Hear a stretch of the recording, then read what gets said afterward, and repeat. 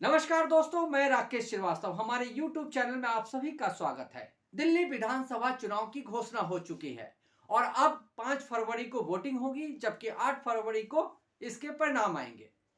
15 फरवरी को मुख्य चुनाव आयुक्त राजीव कुमार रिटायर हो जाएंगे। रिटायरमेंट से पहले का उनका यह आखिरी चुनाव होगा, जिसकी वो घोषणा मंगलवार को कर रहे थे। इस दौरान पत्रकारों ने कई तरह के सवाल किए। इन सवालों में उन्हें कई तरह के जवाब देने पड़े और स्पष्टीकरण देते देते ऐसा लगा कि राजीव कुमार कई जगह फंसते नजर आ रहे हैं। लेकिन सबसे बड़ा महत्वपूर्ण सवाल यह है कि पत्रकारों के तरफ से एक सवाल जरूर पूछा जाना चाहिए था, जो पूछा नहीं गया। अब इसके पीछे की वजह क्या है वो तो पत्रकार ही जाने, लेकिन पत्रकारों ने यह सवाल नहीं पूछा कि आखिर अरविंद केजरीवाल की पार्टी आम आदमी पार्टी की तरफ से लगातार जो ये आरोप लगाए जा रहे हैं कि कुछ विधानसभा क्षेत्रों में नए वोटर के नाम जोड़े जा रहे हैं और कुछ नाम हटाए जा रहे हैं। लगातार आवेदन आ रहे हैं जिनमें नए नाम जोड़ने की सिफारिश की जा रही है, जबकि ये भी ऐसे भी आवेदन आ रहे हैं जिसमें नाम हटाने की बात कही जा रही है। अब अरविंद केजरीवाल की जो नई दिल्ली सीट है, विधानसभा सीट, उसकी ही बात कर लेते हैं तो इस विधानसभा क्षेत्र में करीब 1 लाख वोटर है।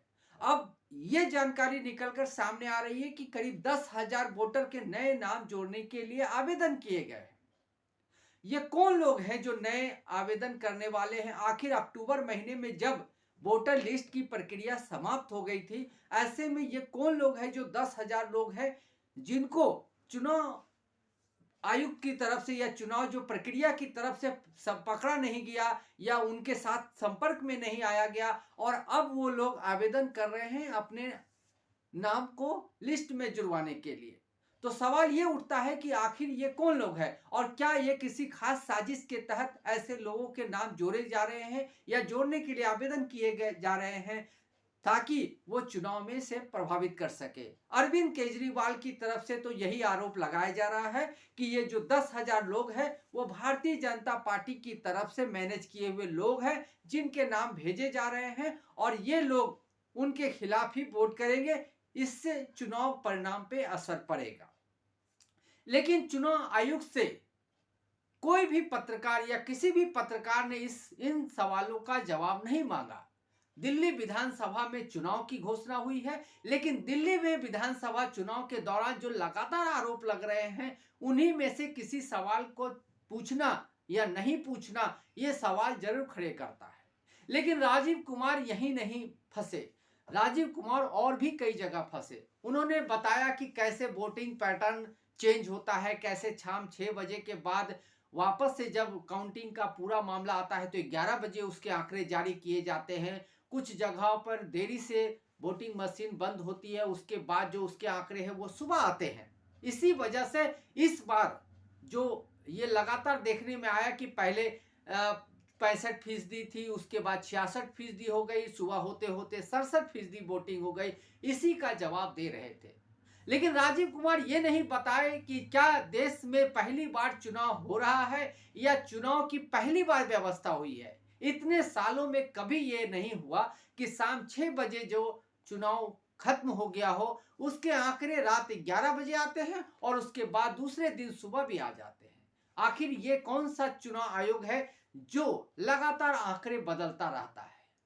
लेकिन उन्होंने अपने दामन को पूरी तरह से पाक साफ बताया, लेकिन वो इन सवालों का जवाब कैसे देंगे कि इससे पहले भी लगातार चुनाव हुए हैं। टी.एन. शेषन जैसे चुनाव आयुक्त थे, उनके समय में इस तरह के सवाल ना कभी उठे, ना ही राजनीतिक दलों ने इस तरह के सवाल खड़े किए।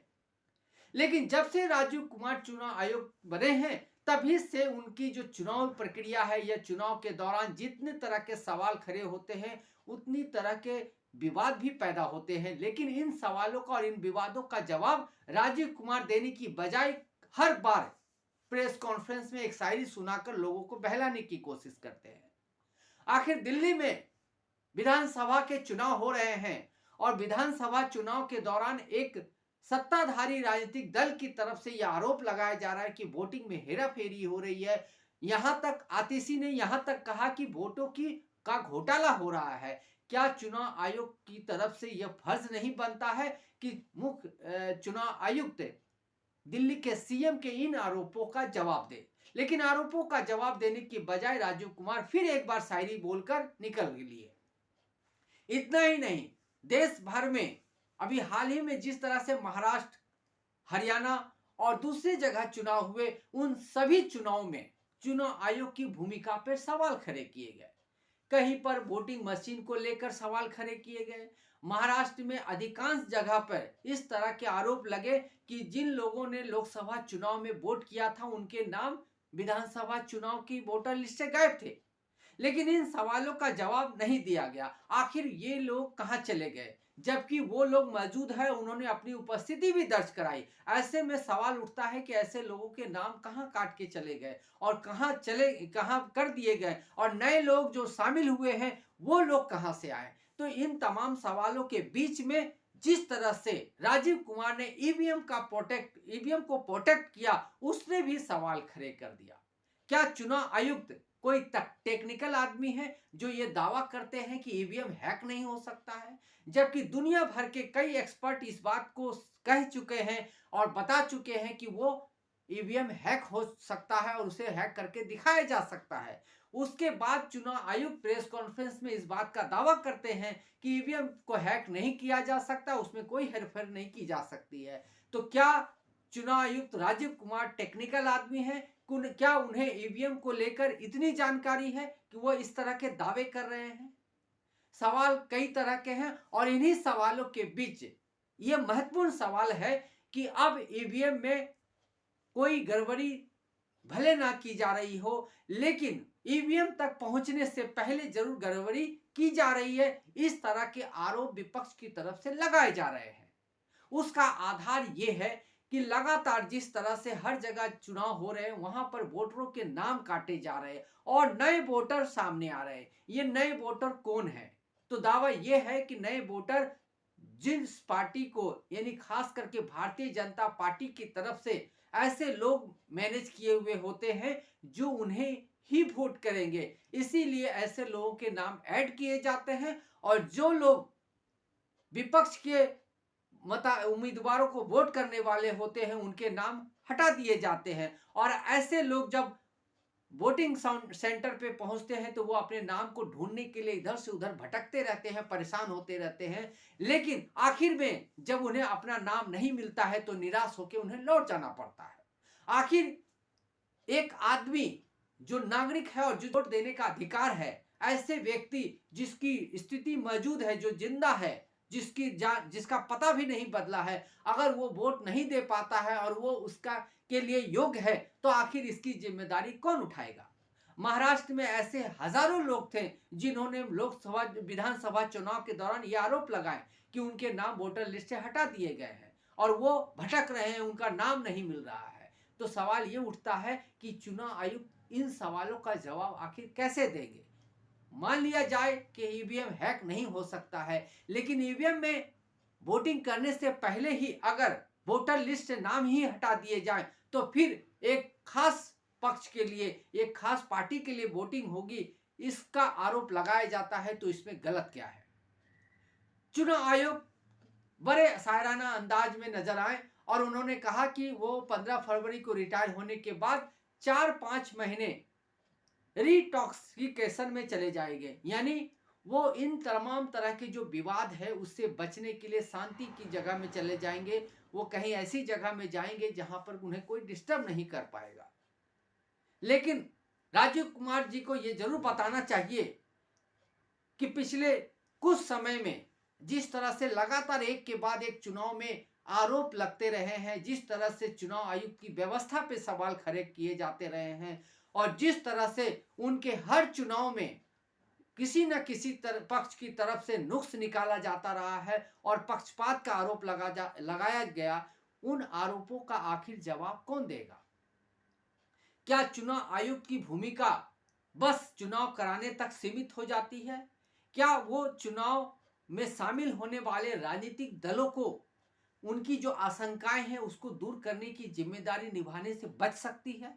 क्या नागरिकों के मन में अगर सवाल है कि चुनाव दर चुनाव गड़बड़ी हो रही है, उनके वोट कहीं डाले गए और कहीं चले गए। अगर ये आरोप लग रहे हैं तो क्या इन आरोपों का जवाब राजीव कुमार को नहीं देना चाहिए?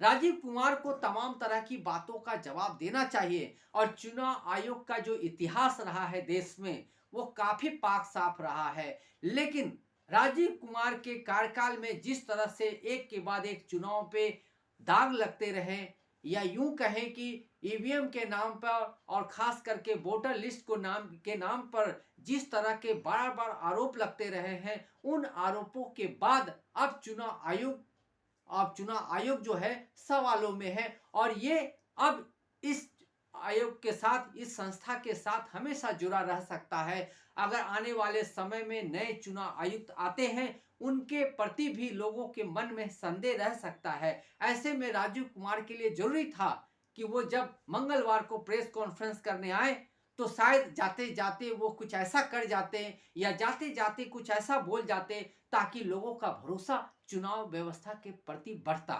लेकिन उन्होंने जाते जाते भी चुनाव के प्रति जो व्यवस्था है, या चुनाव की जो व्यवस्था है, उसे लेकर एक कंफ्यूजन पैदा कर दिया है। क्या सत्ताधारियों के हाथों में चुनाव आयोग चला गया है? यह सवाल इसलिए लगातार जिंदा हो रहा है क्योंकि महाराष्ट्र से लेकर हरियाणा तक जिस तरह से चुनाव में गड़बड़ी के आरोप लगाया, और जिस तरह से परिणाम बदले, और जिस तरह से सारे सर्वे जो है पीछे छूट गए और तमाम तरह के आकलन पीछे रह गए, उन सवालों के बाद जो रिजल्ट आए, और इस रिजल्ट के बाद जिस तरह से चुनाव आयोग की भूमिका रही, या चुनाव आयोग की तरफ से जो जिस तरह से अपनी राय व्यक्त की गई, या इसका जो काउंटर किया गया, वो जरूर सवालों में है कि आखिर एक आम आदमी को चुनावी व्यवस्था पे कैसे भरोसा होगा अगर चुनाव आयोग ही सत्ताधारियों के हाथों में खेलने वाली कठपुतली बन जाएगी। तो आखिर इस देश में एक फेयर चुनाव की व्यवस्था कैसे होगी? आज दिल्ली में अरविंद केजरीवाल और उनके तमाम नेता लगातार आरोप लगा रहे हैं कि वोटों की हेराफेरी हो रही है। क्या चुनाव आयोग की तरफ से इन सवालों का जवाब नहीं दिया जाना चाहिए? क्या दिल्ली के आम जनता के मन में यह सवाल नहीं उठ सकता है कि जो पार्टी पिछले 2 चुनाव से 90% से अधिक वोट लाकर सत्ता में बैठी है, उनके तरफ से ये आरोप लगाए जा रहे हैं, तो उन आरोपों का जवाब मिलना चाहिए, उन आशंकाओं को एक समाधान मिलना चाहिए। लेकिन राजीव कुमार शायद यहाँ बेहद काफी बड़ी गलती करते हुए चूक गए। वो जाते जाते अपने दामन को थोड़ा बहुत पाक साफ कर सकते थे, और ये साबित कर सकते थे कि चुनाव आयोग आज भी पाक साफ है, पवित्र है। लेकिन जाते जाते भी वो खुद पर लगा हुआ दाग शायद धोने में कामयाब नहीं हो पाए, और ये दाग न जाने कब तक रहेगा। आने वाले नए चुनाव आयुक्त के साथ भी ये दाग जुड़ा रह सकता है। लेकिन इन सवालों के बीच अब देखना होगा कि दिल्ली में जो विधानसभा का चुनाव हो रहा है, उसमें जो राजनीतिक दल अब एक दूसरे पर किस तरह के हमले करते हैं। और हमले चूंकि रमेश बिदूरी की तरफ से शुरू हो गए हैं, जो दिल्ली बीजेपी के उम्मीदवार हैं, उन्होंने प्रियंका गांधी और दूसरी महिला नेताओं के खिलाफ जिस तरह के बयानबाजी किए हैं, उसके बाद दिल्ली चुनाव एक और अन्य दिशा में मुड़ गई है। ऐसे आने वाले समय में प्रचार में इस तरह की जो बातें हैं और भी बढ़ती हुई नजर आ सकती है। लेकिन चुनाव में फेयर रहना और चुनाव में फेयर दिखना ये बेहद जरूरी है। आज के लिए बस इतना ही। अगर आप हमारे श्रोता हैं तो आप हमें जरूर लाइक और सब्सक्राइब करें। तब तक के लिए नमस्कार।